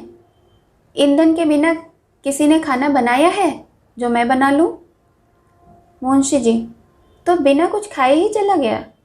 निर्मला, घर में और क्या रखा है खाने को जो खिला देती? मुंशी जी ने डरते डरते कहा, कुछ पैसे वैसे दे दिए थे ना? निर्मला ने भौं से कोड़कर कहा, हाँ, घर में पैसे फलते हैं ना। मुंशी जी ने कुछ जवाब न दिया। ज़रा देर तक तो प्रतीक्षा करते रहे कि शायद जलपान के लिए कुछ मिलेगा, लेकिन जब निर्मला ने पानी तक न मंगवाया तो बेचारे निराश होकर लौट गए। सियाराम के कष्ट का अनुमान करके उनका चित्त चंचल हो उठा।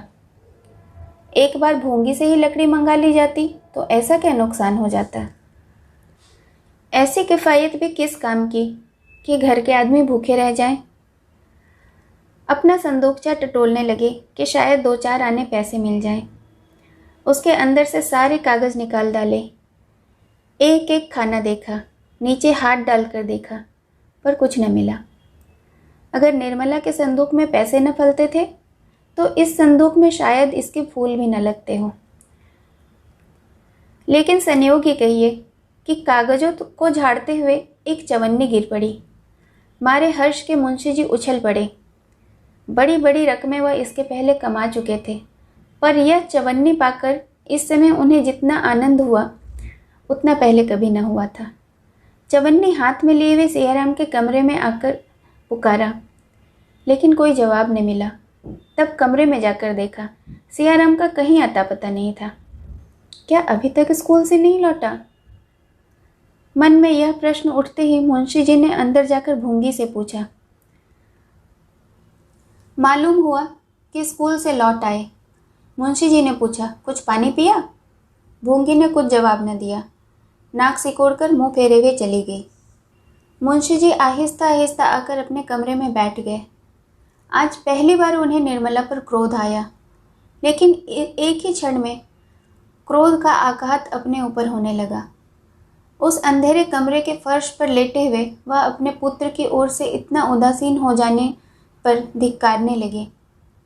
दिन भर के थके थे, थोड़ी ही देर में उन्हें नींद आ गई। भूंगी ने आकर पुकारा, बाबूजी, रसोई तैयार है। मुंशी जी चौंक कर उठे।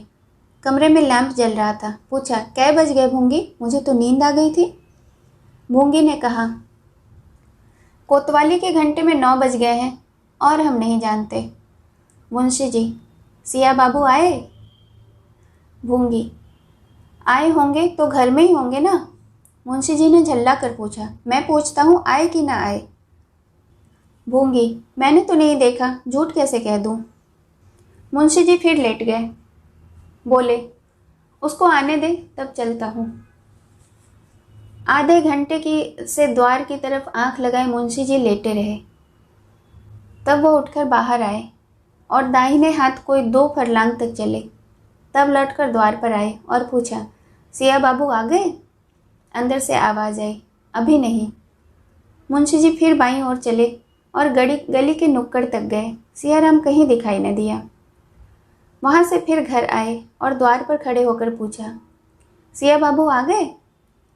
अंदर से जवाब मिला, नहीं। कोतवाली के घंटे में 10 बजने लगे। मुंशी जी बड़े वेग से कंपनी बाग की ओर चले। सोचने लगे शायद वहाँ घूम रहा हो और घास पर लेटे लेटे नींद आ गई हो। बाग में पहुंचकर उन्होंने हर एक बेंच को देखा, चारों तरफ घूमे। बहुत से आदमी घास पर पड़े हुए थे, पर सियाराम का निशान न था। उन्होंने सियाराम का नाम लेकर जोर जोर से पुकारा, पर कहीं से आवाज़ न आई। ख्याल आया शायद स्कूल में तमाशा हो रहा हो। स्कूल 1 मील से कुछ ज़्यादा न था। स्कूल की तरफ चले, पर आधे रास्ते से ही लौट पड़े। बाजार बंद हो गया था। स्कूल में इतनी रात तक तमाशा नहीं हो सकता। अब उन्हें आशा हो रही थी कि शायद अब तक सियाराम लौट आया हो। द्वार पर आकर उन्होंने पूछा, सिया बाबू आए? किवाड़ बंद थे, कोई आवाज़ न आई। फिर जोर से पुकारा। भूंगी किवाड़ खोलकर बोली, अभी तो नहीं आए। मुंशी जी ने धीरे से भूंगी को अपने पास बुलाया और करुण स्वर में बोले, तू तो घर की सब बातें जानती है, बता आज क्या हुआ था? भूंगी। बाबूजी झूठ न बोलूँगी। मालकिन छुड़ा देंगी काम, और क्या। दूसरे का लड़का इस तरह नहीं रखा जाता। जहाँ कोई काम हुआ बाजार भेज दिया, दिन भर बाजार दौड़ते बीतता था। आज लकड़ी लाने न गए तो चूल्हा ही नहीं जला। कहो तो मुंह फुलावे। जब आप ही नहीं देखते तो दूसरा कौन देखेगा। चलिए भोजन कर लीजिए, बहू कब से बैठी है। मुंशी जी कह दे इस वक्त नहीं खाएंगे। मुंशी जी फिर अपने कमरे की ओर चले गए और एक लंबी सांस लेने लगे। वेदना से भरे हुए ये शब्द उनके मुंह से निकल पड़े। ईश्वर, क्या अभी दंड पूरा नहीं हुआ? क्या इस अंधे की लकड़ी को हाथ से भी छीन लोगे? निर्मला ने आकर कहा, आज सियाराम अभी तक नहीं आए। कहती रही कि खाना बनाए देती हूँ, खा लो, मगर सन से उठकर न जाने कब चल दिए, न जाने कहाँ घूम रहे हैं। बात तो सुनते ही नहीं। कब तक उनकी राह देखा करूँ? आप चलकर खा लीजिए, उनके लिए खाना उठा कर रख दूंगी। मुंशी जी ने निर्मला की ओर कठोर नेत्रों से देखकर कहा, अभी कै बजे होंगे? निर्मला, क्या जाने, 10 बजे होंगे। मुंशी जी, जी नहीं, 12। निर्मला, 12 बज गए? इतनी देर तो कभी न करते थे। तो कब तक उनकी राह देखोगे? दोपहर को भी कुछ नहीं खाया था। ऐसा सैलानी लड़का मैंने कभी न देखा था। मुंशी जी, जी तुम्हें दिक करता है क्यों? निर्मला, देखिए ना, इतनी रात गई, घर की सुध ही नहीं है। मुंशी जी, शायद यह आखिरी शरारत हो। निर्मला, कैसी बातें मुंह से निकालते हैं? जाएंगे कहाँ? यही यार दोस्तों के साथ पड़े रहे होंगे। मुंशी जी, शायद ऐसा ही हो, ईश्वर करे ऐसा ही हो। निर्मला, सवेरे आए तो जरा खबर लीजिएगा। मुंशी जी, खूब अच्छी तरह लूँगा। निर्मला, चलिए खा लीजिए, बहुत देर हो गई। मुंशी जी, सवेरे उसकी खबर लेकर ही खाऊंगा। कहीं ना आया तो तुम्हें ऐसा ईमानदार नौकर और कहाँ मिलेगा। निर्मला ने ऐंठ कर कहा, तो क्या मैंने भगा दिया? मुंशी जी, नहीं, यह कौन कहता है? तुम उसे क्यों भगाने लगी? तुम्हारा तो काम करता था। शामत आ गई होगी उसकी। निर्मला ने और कुछ नहीं कहा। बात बढ़ जाने का भय था। भीतर चली आई। सोने को भी न कहा। जरा देर में भूंगी ने अंदर से किवाड़ भी बंद कर दिए। क्या मुंशी जी को नींद आ सकती थी? 3 लड़कों में केवल एक बच रहा था, वह भी हाथ से निकल रहा था। तो फिर जीवन में अंधकार के सिवाय और क्या है? कोई नाम लेने वाला भी न रह जाएगा। हाँ, कैसे कैसे रत्न हाथ से निकल गए। मुंशी जी की आंखों से अश्रुधारा बह रही थी। उस व्यापक पश्चाताप, उस सघन ग्लानि तिमिर में आशा की एक हल्की सी रेखा उन्हें संभाले हुई थी। जिस क्षण वह रेखा लुप्त हो जाएगी, कौन कह सकता है उस क्षण क्या बीतेगी। उनकी उस वेदना की कल्पना कौन कर सकता है। कई बार मुंशी जी की आंखें झपकी, लेकिन हर बार सियाराम की आहट के धोखे में चौंक पड़े। सवेरा होते ही मुंशी जी फिर सियाराम को खोजने निकले।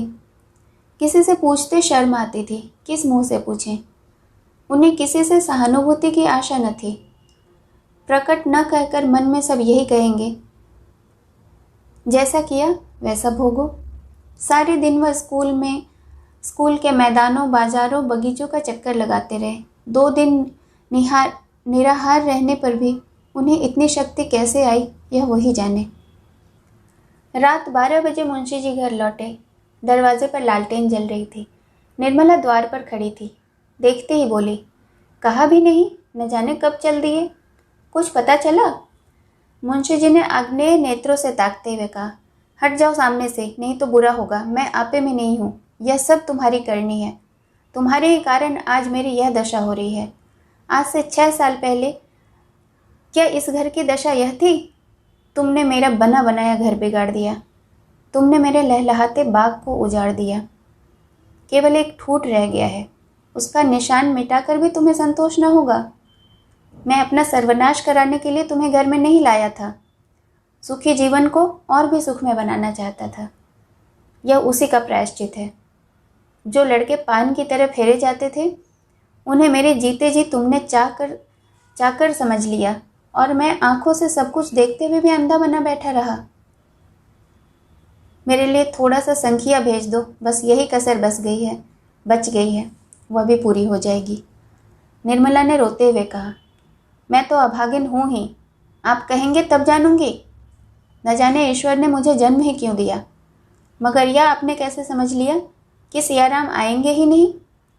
मुंशी जी ने अपने कमरे में जाते हुए कहा, जलाओ मत, खुशियाँ मनाओ, तुम्हारी मनोकामना पूरी हो गई।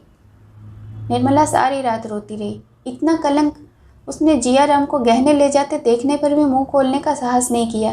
क्यों? इसलिए तो कि लोग समझेंगे कि यह मिथ्या दोषारोपण अपने लड़के से वैर साध रही है। आज उसके मौन रहने पर उसे अपराधिनी ठहराया जा रहा है। यदि वह जियाराम को उसी क्षण रोक देती और जियाराम लज्जावश कहीं भाग जाता तो क्या उसके सिर अपराध न बढ़ा जाता? सियाराम ही के साथ उसने कौन सा दुर्व्यवहार किया था? वह कुछ बचत करने के ही विचार से तो सियाराम से सौदा मंगवाया करती थी। क्या वह बचत करके अपने लिए गहने गढ़वाना चाहती थी? जब आमदनी का यही हाल हो रहा था तो पैसे पैसे पर निगाह रखने के सिवाय, कुछ जमा करने के सिवाय और साधन ही क्या था? जवानों की जिंदगी का तो कोई भरोसा ही नहीं, बूढ़ों की जिंदगी का क्या ठिकाना। बच्ची के विवाह के लिए वह किसके सामने हाथ फैलाती? बच्ची का भार उसी पर तो था। वह केवल पति की सुविधा के लिए कुछ बटोरने का प्रयत्न कर रही थी। पति की ही क्यों, सियाराम ही तो पिता के बाद अपने घर का स्वामी होने वाला था। बहन के विवाह के लिए क्या यह भार उसके सिर न पड़ता? निर्मला सारी कतर व्योक्त पति और पुत्र का संकट मोचन करने के लिए ही कर रही थी। बच्ची का विवाह इस परिस्थिति में संकट के सिवाय और क्या था? पर इसके लिए भी उसके भाग्य में अक्षय ही बधा था। दोपहर हो गई पर आज भी चूल्हा नहीं जला। खाना भी जीवन का काम है, इसके किसी को सुध नहीं थी। मुंशी जी बाहर बेजान से पड़े रहते थे और निर्मला भीतर। बच्ची कभी भीतर जाती कभी बाहर, उससे कोई बोलने वाला न था। बार बार सियाराम के कमरे के द्वार पर जाकर खड़ी होती और भैया भैया पुकारती, पर भैया जवाब न देता था। संध्या समय मुंशी जी आकर निर्मला से बोले, तुम्हारे पास कुछ रुपये हैं? निर्मला ने चौंक कर पूछा, क्या कीजिएगा? मुंशी जी, जो पूछता हूँ उसका जवाब दो। निर्मला, क्या आपको मालूम नहीं, देने वाले तो आप ही हैं। मुंशी जी, तुम्हारे पास कुछ रुपये हैं या नहीं? अगर हो तो मुझे दे दो, न हो तो साफ जवाब दो। निर्मला ने अब भी साफ जवाब न दिया। बोली, होंगे तो घर में होंगे ना, मैंने और तो कहीं नहीं भेज दिए होंगे। मुंशी जी बाहर चले गए। वह जानते थे कि निर्मला के पास रुपये हैं और वास्तव में थे भी। निर्मला ने यह भी नहीं कहा कि नहीं है या नहीं दूंगी, मगर उसकी बातों से प्रकट हो गया कि वह देना नहीं चाहती।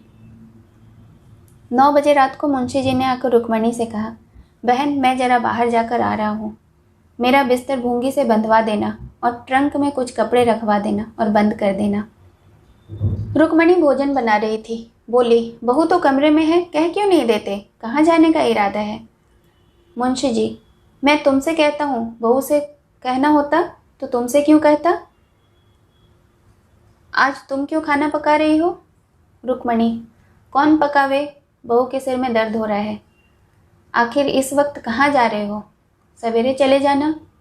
मुंशी जी, इसी तरह टालते टालते आज 3 दिन हो गए।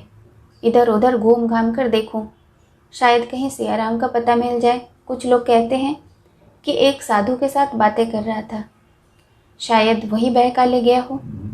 रुक्मणी, तो कब तक लौटोगे? मुंशी जी, कह नहीं सकता, हफ्ता भर लग जाएगा, महीना भर भी लग जाए, क्या ठिकाना। रुक्मणी, आज कौन दिन है? किसी पंडित से पूछ क्यों नहीं लिया? मुंशी जी भोजन करने बैठे। निर्मला को इस वक्त उन पर बड़ी दया आ रही थी। सारा क्रोध शांत हो गया था। खुद तो न बोली, बच्ची को जाकर चुमकारती हुई बोली, देख तेरे बाबूजी कहाँ जा रहे हैं, पूछ तो। बच्ची ने द्वार से झांकते हुए पूछा, बाबूजी कहाँ जाते हो? मुंशी जी, बड़ी दूर जाता हूँ बेटी, तुम्हारे भैया को खोजने जाता हूँ। बच्ची ने वहीं से खड़े खड़े बोला, हम भी आएंगे। मुंशी जी, बड़ी दूर जाते हैं बच्ची, तुम्हारे वास्ते चीज़ लाएंगे। हम मेरे साथ क्यों आती है? बच्ची मुस्कुराकर छिप गई और क्षण भर में फिर किवाड़ से सर निकाल कर बोली, हम भी चलेंगे। मुंशी जी ने उसी स्वर में कहा, तुमको नहीं ले चलेंगे? बच्ची, हम क्यों नहीं, हमें क्यों नहीं ले चलोगे? मुंशी जी, तुम तो हमारे पास आते ही नहीं हो। लड़की ठुमकती हुई आकर पिता की गोद में बैठ गई। थोड़ी देर के लिए मुंशी जी उसकी बाल क्रीड़ा में अपनी अंतर्वेदना भूल गए। भोजन करके मुंशी जी बाहर चले गए। निर्मला खड़ी ताकती रह गई। कहना चाहती थी, व्यर्थ जा रहे हो, पर कह न सकती थी। कुछ रुपये निकाल कर देने का विचार करती थी, पर दे न सकी। अंत में रहा न गया। रुक्मणी से बोली, दीदी जी जरा समझा दीजिए, कहाँ जा रहे हैं? मेरी जबान पकड़ी जाएगी, पर बिना बोले रहा नहीं जाता। बिना ठिकाने कहाँ खोजेंगे? व्यर्थ की हैरानी होगी। रुक्मणी ने करुणा सूचक नेत्रों से देखा और अपने कमरे में चली गई। निर्मला बच्ची को गोद में लिए हुए सोच रही थी कि शायद जाने के पहले बच्ची को देखने या मुझसे मिलने आए, पर आशा विफल हुई।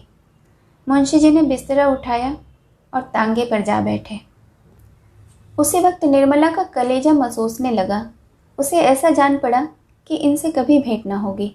वह अधीर होकर द्वार पर आई कि मुंशी जी को रोक ले, पर तांगा चल चुका था। दिन गुजरने लगे। 1 महीना पूरा निकल गया, लेकिन मुंशी जी न लौटे। कोई खत भी न भेजा। निर्मला को अब नित्य यही चिंता बनी रहती थी कि वह लौट कर न आए तो क्या होगा। उसे इसकी चिंता न होती थी कि उन पर क्या बीत रही होगी, वह कहाँ मारे मारे फिरते होंगे, स्वास्थ्य कैसा होगा।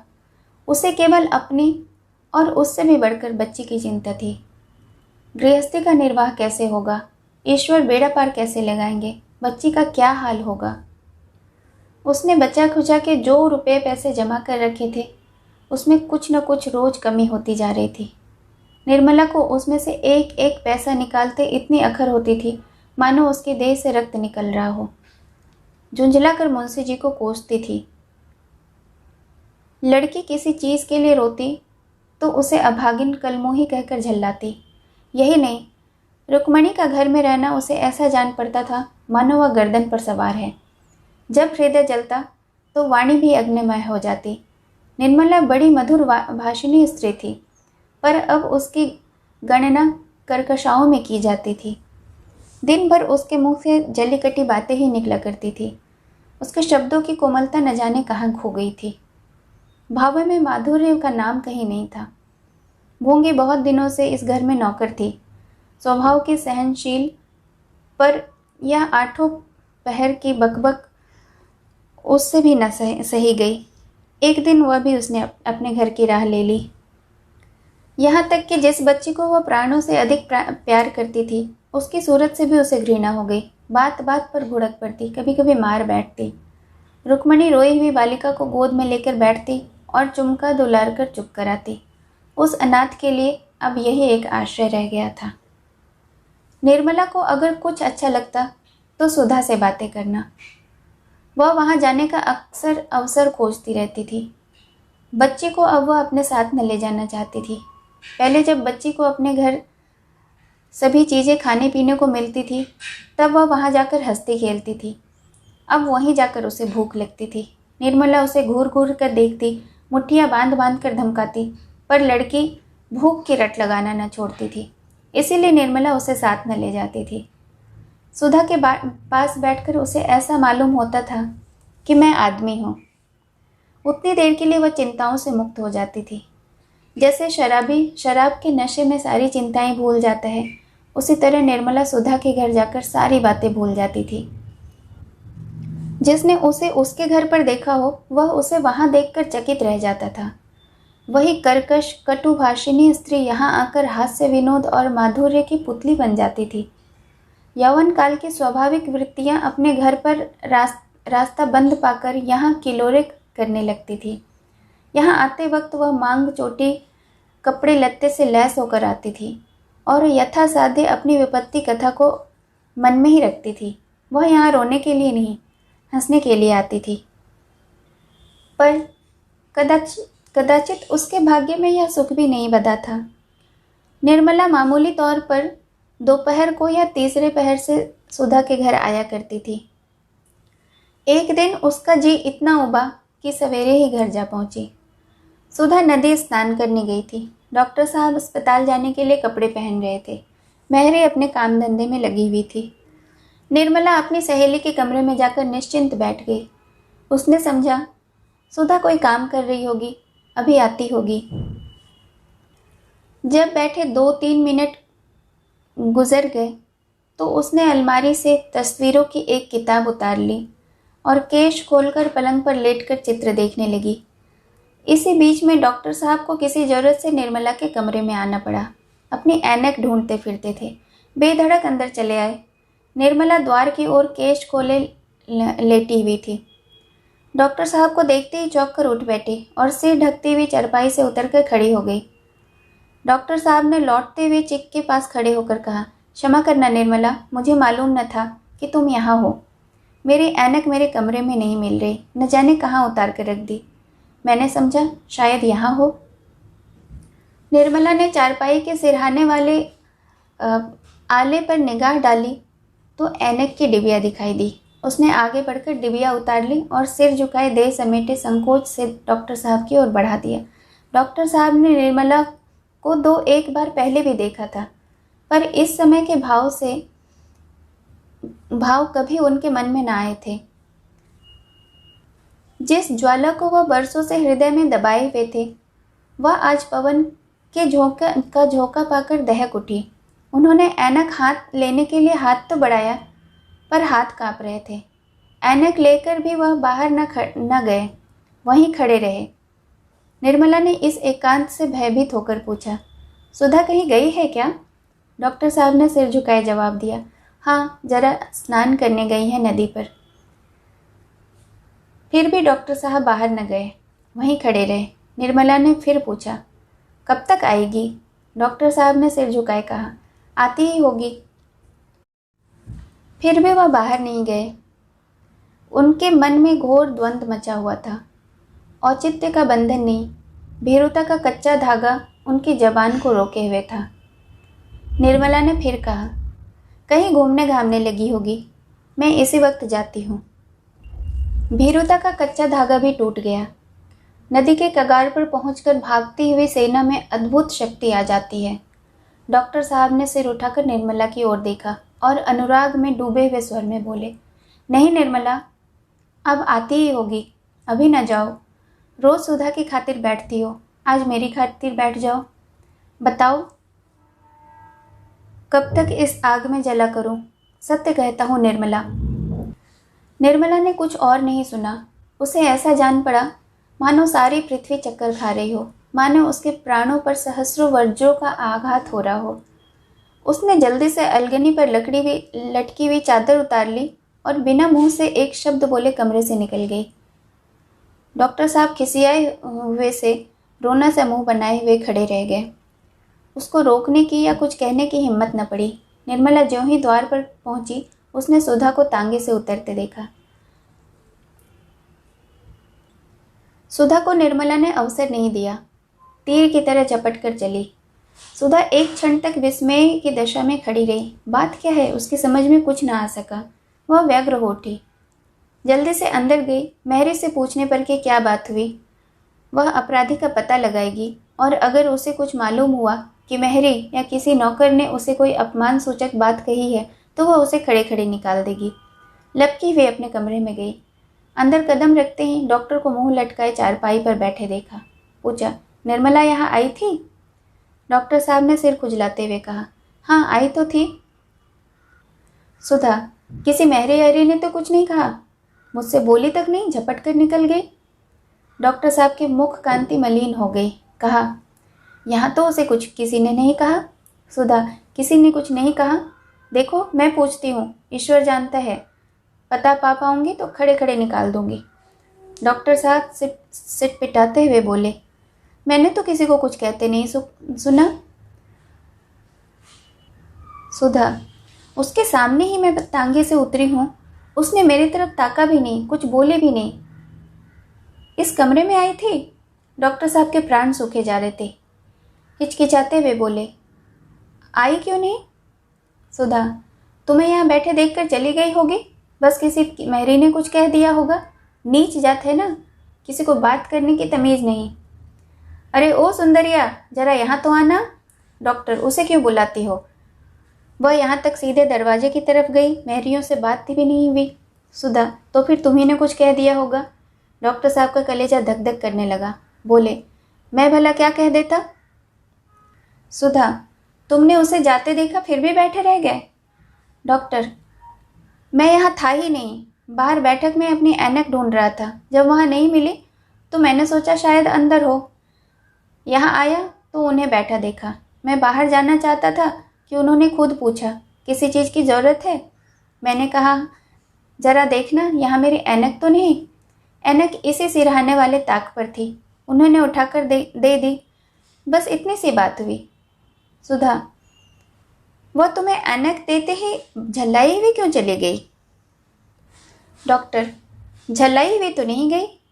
जाने लगी तो मैंने कहा, बैठिए वह आती होगी। न बैठी तो मैं क्या करता? सुधा ने कुछ सोचकर कहा, बात कुछ समझ में नहीं आती। मैं ज़रा उसके पास जाती हूँ, देखूँ क्या बात है। डॉक्टर, तो चली जाना, ऐसी क्या जल्दी है? सारा दिन तो पड़ा हुआ है।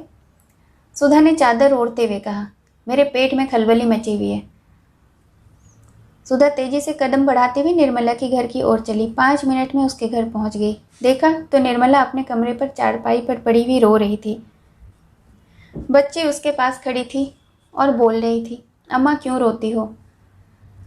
सुधा ने लड़की को गोद में उठा लिया और निर्मला से बोली, बहन सच बताओ क्या बात है? मेरे यहाँ किसी ने तुम्हें कुछ कहा? मैं सबसे पूछ चुकी हूँ, कोई नहीं बताता। निर्मला आंसू पोंछते हुए बोली, किसी ने कुछ नहीं कहा बहन, भला मुझे वहाँ कौन कुछ कहता है। सुधा, तो फिर मुझसे बोली क्यों नहीं और आते आते रोने लगी? निर्मला, अपने नसीब को रो रही हूँ और क्या। सुधा, तुम यूँ न बतलाओगी तो मैं कसम दूँ? निर्मला, कसम वसम न रखना भाई, मुझे किसी ने कुछ नहीं कहा, झूठ क्यों बोलूँ। सुधा, तो खाओ मेरी कसम। निर्मला, तुम तो नाहक ही जिद करती हो। सुधा, अगर तुमने न बताया निर्मला तो मैं समझूंगी तुम्हें मुझसे जरा भी प्रेम नहीं। बस सब जबानी जमा खर्च है। मैं तुमसे किसी बात का पर्दा नहीं रखती और तुम मुझे गैर समझती हो। तुम्हारे ऊपर मुझे बड़ा भरोसा है। अब जान गई कि कोई किसी का नहीं होता। सुधा की आंखें सजल हो गई। उसने बच्ची को गोद से उतार लिया और द्वार की ओर चली गई। निर्मला ने उठकर उसका हाथ पकड़ लिया और रोती हुई बोली, सुधा, मैं तुम्हारे पैर पड़ती हूँ, मत पूछो, सुनकर दुख होगा। शायद मैं तुम्हें फिर अपना मुंह कभी न दिखा सकूं। मैं अभागिन न होती तो यह दिन ही क्यों देखती। अब तो ईश्वर से यही प्रार्थना है कि संसार से मुझे उठा ले। अभी यह दुर्गति हो रही है और आगे न जाने क्या क्या होगा। इन शब्दों में जो संकेत था वह बुद्धिमती सुधा से छिपा न रह सका। वह समझ गई कि डॉक्टर साहब ने कुछ छेड़छाड़ की है। उनका हिचक हिचक कर बातें करना, उनके प्रश्नों को टालना, उनकी वह ग्लानिमय कांतिहीन मुद्रा उसे याद आ गई। वह सिर से पांव तक कांप उठी। बिना कुछ कहे सुने सिंहनी की भांति क्रोध से भरी हुई द्वार की ओर चली। निर्मला ने उसे रोकना चाहा पर रोक न पाई। देखते देखते वह सड़क पर आ गई और घर की ओर चली। तब निर्मला वहीं भूमि पर बैठ गई और फूट फूट कर रोने लगी। निर्मला दिन भर चारपाई पर पड़ी रही। मालूम होता उसके देह में प्राण ही नहीं है। न स्नान किया, न भोजन करने उठी। संध्या समय उसे ज्वर हो आया। रात भर देह तवे की भांति तपती रही। दूसरे दिन भी ज्वर न उतरा। हाँ, कुछ कम हो गया था।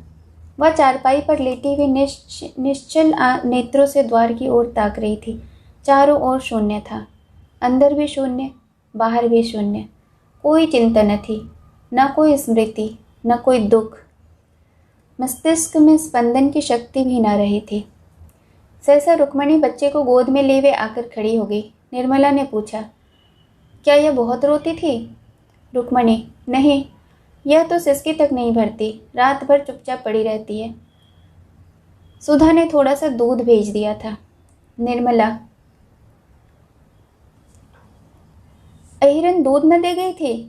रुक्मणी कहती थी पिछले पैसे दे दो तो दूँ। तुम्हारा जी अब कैसा है? निर्मला मुझे कुछ नहीं हुआ, कल देह गर्म हो गई थी। रुक्मणी डॉक्टर साहब का बुरा हाल है। निर्मला ने घबरा कर पूछा क्या हुआ, क्या कुशल से है ना? रुक्मणी कुशल से है कि लाश उठाने की तैयारी हो रही है। कोई कहता है जहर खा लिया, कोई कहता दिल चलना बंद हो गया। भगवान जाने क्या हुआ था। निर्मला ने एक ठंडी सांस ली और रुधे हुए कंठ से बोली हाय भगवान, सुधा की क्या गति होगी, कैसे जिएगी? यह कहते कहते वह रो पड़ी और बड़ी देर तक सिसकती रही। तब बड़ी मुश्किल से उठकर सुधा के पास जाने को तैयार हुई। पांव थरथर काँप रहे थे। दीवार थामे खड़ी थी पर जी न मानता था। न जाने सुधा ने यहाँ से जाकर पति से क्या कहा। मैंने तो उससे कुछ भी नहीं कहा था। न जाने मेरी बातों का वह क्या मतलब समझी। हाय, ऐसे रूपवान, दयालु और सुशील प्राणी का यह अंत। अगर निर्मला को मालूम होता कि उसके क्रोध का यह भीषण परिणाम होगा तो वह जहर का घूंट पीकर भी उस बात को हंसी और मजाक में उड़ा देती। यह सोचकर कि मेरी ही निष्ठुरता के कारण डॉक्टर साहब का यह हाल हुआ, निर्मला के हृदय के टुकड़े टुकड़े होने लगे। ऐसी वेदना होने लगी मानो हृदय में शूल उठ रहे हों। वह डॉक्टर साहब के घर चली गई। लाश उठ चुकी थी। बाहर सन्नाटा छाया हुआ था। घर में स्त्रियां जमा थी। सुधा जमीन पर बैठी रो रही थी। निर्मला को देखते ही वह जोर से चिल्लाकर रो पड़ी, आकर उसकी छाती से लिपट गई। दोनों देर तक रोती रहीं। जब औरतों की भीड़ कम हुई और एकांत हो गया तो निर्मला ने पूछा यह क्या हो गया बहन, तुमने क्या कह दिया? सुधा ने मन को इसी प्रश्न का उत्तर कितनी बार दिया था। उसका मन जिस उत्तर से शांत हो गया था वही उत्तर उसने निर्मला को दिया। वह बोली चुप भी तो न रह सकती थी बहन, क्रोध की बात पर क्रोध ही आता। निर्मला मैंने तो तुमसे कोई भी ऐसी बात न कही थी। सुधा तुम कैसे कहती, कह ही नहीं सकती थी, लेकिन उन्होंने जो बात हुई वह कह दी। पर उस पर मैंने जो मुंह में आया वह कह दिया। जब एक बात दिल में आ गई हो तो उसे हुआ ही समझ लेना चाहिए। अवसर और घात मिले तो वह अवश्य पूरी हो जाती है। यह कहकर कोई नहीं निकल सकता कि मैंने तो हंसी की थी। एकांत में ऐसा शब्द जबान पर लाना ही कह देता है कि नियत बुरी थी। मैंने तुमसे कभी कहा नहीं बहन, लेकिन मैंने कई बार उन्हें तुम्हारी ओर झांकते देखा था। उस वक्त मैंने भी यही समझा था कि मुझे धोखा हो रहा है। अब मालूम हुआ उस ताक झांक का क्या मतलब था। अगर मैंने दुनिया ज़्यादा देखी होती तो तुम्हें अपने घर न आने देती। कम से कम तुम पर उनकी निगाह कभी न पड़ने देती। लेकिन यह क्या जानती थी कि पुरुषों के मुंह में कुछ और मन में कुछ होता है। ईश्वर को जो मंजूर था वह हुआ। ऐसे सौभाग्य में से मैं वैधव्य को बुरा नहीं समझती। दरिद्र प्राणी उस धनी से कहीं सुखी है जिसे उसका धन सांप बनकर काटने न दौड़े। उपवास कर लेना ज़्यादा आसान है, विषैला भोजन करना उससे कहीं मुश्किल। इसी वक्त डॉक्टर सिन्हा के छोटे भाई और कृष्णा ने घर में प्रवेश किया। घर में कोहराम मच गया। 1 महीना गुजर गया। सुधा अपने देवर के साथ तीसरे ही दिन चली गई। अब निर्मला अकेली थी। पहले हंस बोलकर जी बहलाया करती थी, अब रोना ही एक काम रह गया था। उसका स्वास्थ्य दिन ब दिन बिगड़ता गया। पुराने मकान का किराया अधिक था। दूसरा मकान थोड़े किराए का लिया, पर वह तंग हाल में था। अंदर एक कमरा था और छोटा सा आंगन। न प्रकाश आता था न वायु, दुर्गंध उड़ा करती थी। भोजन का यह हाल था कि पैसे रहते हुए भी कभी कभी उपवास करना पड़ता था। बाजार कौन जाए, फिर अपना कोई मर्द नहीं, कोई लड़का नहीं, रोज भोजन बनाने का कष्ट कौन उठाए। औरतों के लिए रोज भोजन करने की आवश्यकता ही क्या है। अगर एक वक्त खा लिया तो 2-3 दिनों के लिए छुट्टी हो गई। बच्ची के लिए ताज़ा हलवा या रोटियां बन जाती थी। ऐसी दशा में स्वास्थ्य क्यों न बिगड़ता। चिंता, शोक, दुर्व्यवस्था एक हो तो कोई कहे, यहाँ तो त्रैताप का धावा था। उस पर निर्मला ने दवा न खाने की कसम खा रखी थी। करती ही क्या, उन थोड़े से रुपयों में दवा की गुंजाइश ही कहाँ थी। जहाँ भोजन का ठिकाना न था, वहाँ दवा का जिक्र ही क्या। दिन ब दिन सूखती चली जा रही थी। एक दिन रुक्मणी ने कहा, बहू, इस तरह कब तक घुला करेगी? जी है तो जहान है, चलो किसी वैद्य को दिखा लाऊं। निर्मला ने विरक्त भाव से कहा, जिसे रोने के लिए जीना हो उसका मर ही जाना अच्छा। रुक्मणी, बुलाने से तो मौत नहीं आती। निर्मला, मौत तो बिन बुलाए आती है, बुलाने से क्यों ना आएगी? उसके आने में बहुत दिन लगेंगे बहन। जै दिन चलती हूँ उतने साल समझ लीजिए। रुक्मणी, दिल ऐसा छोटा मत करो बहू, अभी संसार का सुख ही क्या देखा है। निर्मला, अगर संसार का यही सुख है जो इतने दिनों से देख रही हूँ तो उससे जी भर गया है। सच कहती हूँ बहन, इस बच्ची का मोह मुझे बांधे हुए है, नहीं तो कब की चली गई होती थी। न जाने इस बेचारी के भाग्य में क्या लिखा है। दोनों महिलाएं रोने लगी। इधर जब निर्मला ने चारपाई पकड़ ली है, रुक्मणी के हृदय में दया का सोता सा खुल गया है। द्वेष का क्लेश मात्र भी नहीं रहा। कोई काम करती हो, निर्मला की आवाज़ सुनते ही दौड़ पड़ती है। घंटों उसके पास कथा पुराण सुनाया करती है। कोई ऐसी चीज़ पकाना चाहती है जिसे निर्मला रुचि से खाए।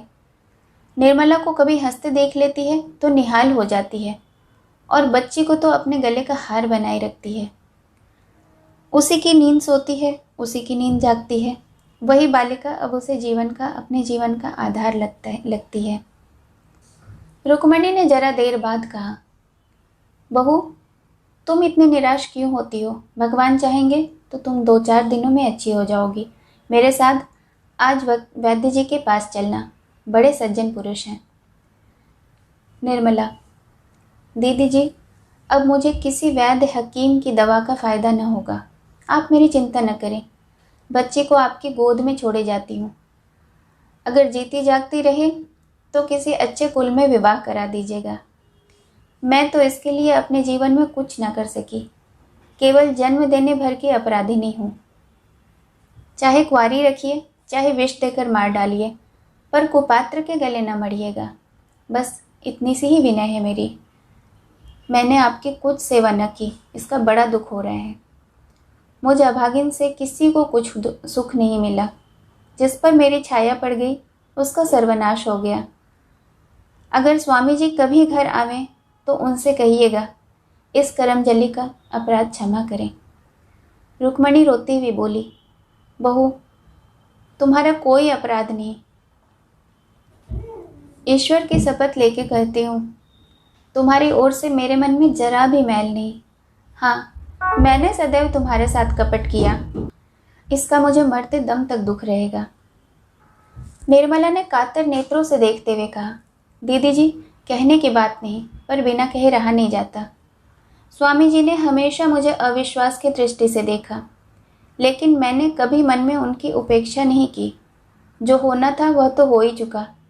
अधर्म करके अपना परलोक क्यों बिगाड़ती? पूर्व जन्म में न जाने कौन सा पाप किया था जिसका यह प्रायश्चित करना पड़ा। इस जन्म में कांटे बोती तो कौन गति होती?